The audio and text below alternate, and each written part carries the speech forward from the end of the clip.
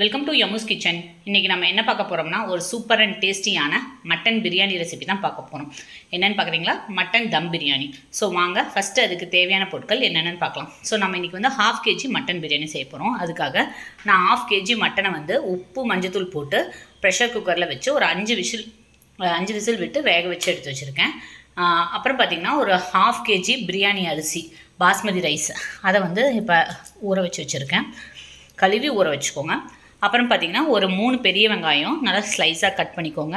3 தக்காளி அதே ஸ்லைஸாக கட் பண்ணிக்கோங்க. ஒரு பச்சை மிளகாய், ஒரு கைப்பிடி அளவு புதினா, கொஞ்சமாக கொத்தமல்லி தழை, அப்புறம் ஒரு 1.5 டேபிள் ஸ்பூன் இஞ்சி பூண்டு பேஸ்ட்டு, 1 டீஸ்பூன் வரமிளகாய் தூள், 1 டீஸ்பூன் உப்பு, அப்புறம் தாளிப்புக்கு பார்த்திங்கன்னா பட்டை, கிராம்பு, ஏலக்காய், பிரிஞ்சி இலை, அப்புறம் கல்பாசி எல்லாமே எடுத்து வச்சுக்கோங்க. இவ்வளோ தான் இதுக்கு தேவையான பொருட்கள். இப்போ வாங்க எப்படி செய்யலாங்கிறத பார்க்கலாம்.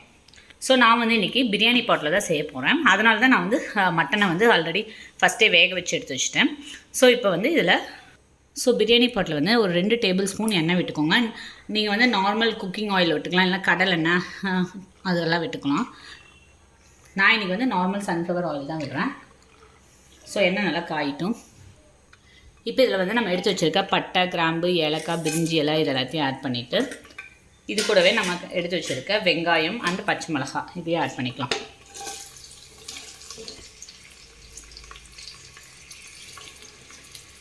ஸோ இது வந்து ரெண்டும் நல்லா வதங்கட்டும்.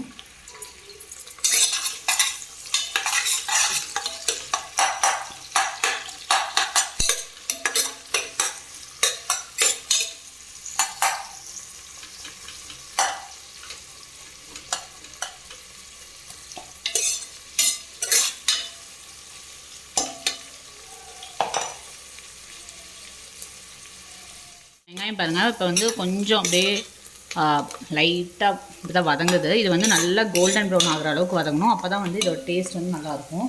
ஸோ இது கொஞ்சம் நேரம் அப்படியே வதங்கட்டும் விட்டுருங்க. ஸோ பாருங்கள், இப்போ வந்து அப்படியே நல்லா கோல்டன் ப்ரௌனில் இதாகிடுச்சு. இப்போ இந்த ஸ்டேஜில் நம்ம எடுத்து வச்சுருக்க புதினா அண்டு கொத்தமல்லி இதை ஆட் பண்ணிக்கலாம்.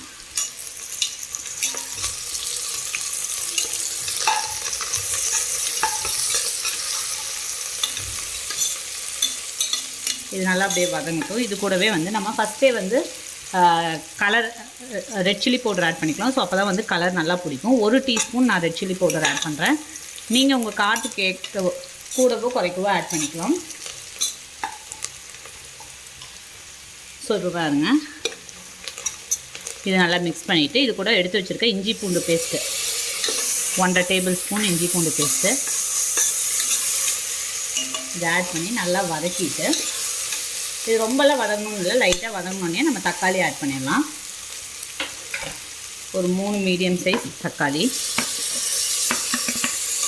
ஸோ இந்த பிரியாணி பார்த்திங்கன்னா கல்யாணத்துலலாம் செய்வாங்க, பாய் வீட்டு கல்யாணம் அந்த மாதிரி ஸ்டைல் பிரியாணி. அதில் வந்து சாதம் வடித்து போடுவாங்க, பட் நம்ம அப்படியே இதில் தம் போட போகிறோம், அவ்வளோதான் வித்தியாசம்.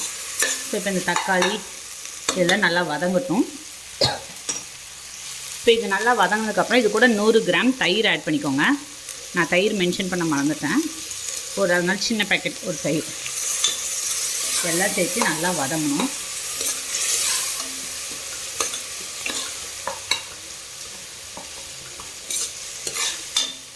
நல்லா மிக்ஸ் பண்ணி விட்டுக்கோங்க. இதுவாக இப்போ இந்த பிரியாணிக்கு தேவையான அளவு உப்பு ஆட் பண்ணிக்கலாம்.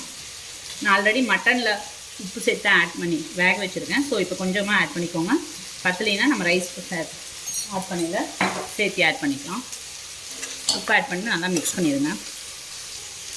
இப்போ இதில் வந்து நம்ம வேக வச்சுருக்க மட்டன், சப்போஸ் நீங்கள் இப்படியே பண்ணுறீங்கன்னா ஃப்ரெஷ்ஷாக இருக்க மட்டனை கூட ஆட் பண்ணிக்கலாம். பட் எனக்கு டைம் இல்லாத காரணத்தினால நான் வந்து ப்ரெஷர் குக்கரில் வேக வச்சு அப்படியே ஆட் பண்ணிட்டேன். இது வேக வச்ச தண்ணியும் எடுத்து வச்சுக்கோங்க. அந்த தண்ணியவே நம்ம வந்து ரைஸ் போடையில் ஆட் பண்ணிக்கலாம். ஸோ இது வந்து ஒரு 5 மினிட்ஸ் அப்படியே வந்து குக் ஆகட்டும். ஸோ இந்த மசாலா கூட அந்த மட்டன் வந்து கொஞ்சம் நேரம் குக் ஆகணும். ஸோ பாருங்கள், இப்போ மட்டன் வந்து நல்லா இந்த மசாலா கூட குக் ஆகிடுச்சு. இப்போ இதுக்கு தேவையான அளவு தண்ணி ஆட் பண்ணிக்கலாம். ஸோ நான் வந்து இன்றைக்கி 1/2 kg mutton 1/2 kg rice add பண்ணுறோம். ஸோ அதுக்கு வந்து 800 கிராம்ஸ் தண்ணி விடணும். ஸோ நான் இப்போ வந்து 800 கிராம்ஸ் தண்ணி விடுறேன். ஸோ 800 ml தண்ணி விட்டுக்கோங்க. விட்டுட்டு இதை நல்லா மிக்ஸ் பண்ணிக்கோங்க. இது வந்து நல்லா ஒரு கொதி வரட்டும். கொதி வரப்போ உப்பு காரம் எல்லாம் கரெக்டாக இருக்கான்னு பார்த்துட்டு நம்ம ரைஸ் ஆட் பண்ணிக்கலாம். ஆல்ரெடி மட்டன் வந்தனால நம்மளுக்கு பிரச்சனை இல்லை. சப்போஸ் நீங்கள் மட்டன் அப்படியே வேக வைக்காமல் ஆட் பண்ணோன்னா தண்ணி ஆட் பண்ணிவிட்டு ஒரு மட்டன் வேகிற அளவுக்கு குக் பண்ணணும். ஸோ இது வந்து லெட்டு போட்டு நீங்கள் குக் பண்ண மாதிரி இருக்கும். நம்ம ஆல்ரெடி மட்டன் வேக வச்சனால இது இந்த கொதி வந்தோன்னா ரைஸ் ஆட் பண்ணிக்கலாம். ஸோ இது ஒரு கொதி வரட்டும். ஸோ இப்போ பாருங்கள், இது நல்லா கொதிக்க ஆரம்பிச்சிச்சு. இந்த ஸ்டேஜில் லைட்டாக மிக்ஸ் பண்ணிவிட்டு டேஸ்ட் பாருங்கள், உப்பு காரம் இல்லை கரெக்டாக இருக்கான்னு. உப்பு காரம் ரெண்டுமே லைட்டாக 1 பாயிண்ட் தூக்குனாப்பில் இருக்கும். அப்போ தான் நம்ம ரைஸ் ஆட் பண்ணியில் கரெக்டாக இருக்கும். நான் செக் பண்ணி பார்க்குறேன். ஸோ பார்த்திங்கன்னா எனக்கு ரெண்டுமே கம்மியாக இருக்குது. ஸோ அதனால் நம்ம மிளகாத்தூள் கொஞ்சம் ஆட் பண்ணுறேன் காரத்துக்காக. அண்டு உப்பு கொஞ்சம் ஒரு 1/2 டீ ஆட் பண்ணுறேன். ஆட் பண்ணிட்டு இது மிக்ஸ் பண்ணி விட்டுருங்க. ஸோ லைட்டாக அந்த பச்சை வாசனை போகிற அளவுக்கு கொதிக்கிட்டும். நம்ம நெக்ஸ்ட் ரைஸ் ஆட் பண்ணிக்கலாம். ஸோ இப்போ பார்த்திங்கன்னா எனக்கு உப்பு காரம் எல்லாம் கரெக்டாக இருக்குது. இப்போ வந்து நம்ம ரைஸ் ஆட் பண்ணிக்கலாம். 1/2 அன் ஹவர் ஊற வச்ச ரைஸ் வந்து நல்லா தண்ணி இல்லாமல் வடித்து ஆட் பண்ணிக்கோங்க. பாஸ்மதி ரைஸ் நான் ஆட் பண்ணுறேன். ஸோ ரைஸ் எல்லாம் தண்ணி இல்லாமல் ஆட் பண்ணிட்டு லைட்டாக ஒரு மிக்ஸ் கொடுத்துருங்க. ரொம்ப கிளறக்கூடாது, லைட்டாக கிளறுனா போதும். ஏன்னா அரிசி உடஞ்சிரும். அதனால் இப்போ அப்படியே இது ஒரு கொதி வந்தோம்னா நம்ம வந்து லிட்டு போட்டு மூடி வச்சுக்கலாம். இந்த சைடில் ஏதாவது இருந்துச்சுனாலும் எல்லாம் அப்படியே பண்ணி விடுங்க. ஸோ இது ஒரு கொதி வந்து இந்த ரைஸும் இந்த வாட்டரும் ஒரே லெவலுக்கு வந்ததுக்கப்புறம் நம்ம வந்து லிட்டு போட்டு க்ளோஸ் பண்ணி தம்முக்கு வச்சிடலாம். ஸோ இது வந்து இதாகட்டும், ஒரு கொதி வரட்டும். ஸோ இப்போ பாருங்கள், ரைஸ் அண்டு வாட்டர் வந்து ஒரே லெவலுக்கு வந்துடுச்சு. இப்போ வந்து அடுப்பை கம்ப்ளீட்டாக ஸ்லோவில் வச்சுட்டு ஒரு லிட்டு போட்டு 10 மினிட்ஸ் தம் விட்டுருங்க. நம்ம சூப்பரான பிரியாணி வந்து ரெடி ஆகிடும். ஸோ நான் கம்ப்ளீட்டாக ஸ்லோவாக வச்சுட்டேன். இது அப்படியே வந்து லிட்டு போட்டு ஒரு 10 மினிட்ஸ் விட்டுடலாம். 10 மினிட்ஸ் கழித்து நான் ஓப்பன் பண்ணி காட்டுறேன். 10 மினிட்ஸ் ஆயிடுச்சு. தம் ஓப்பன் பண்ணி பார்க்கலாம்.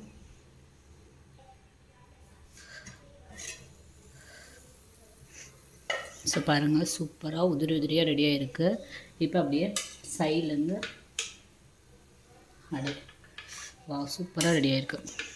எனக்கு தெரியுது உங்களுக்கு உதிரியாக அடி பிடிக்கும் இல்லை.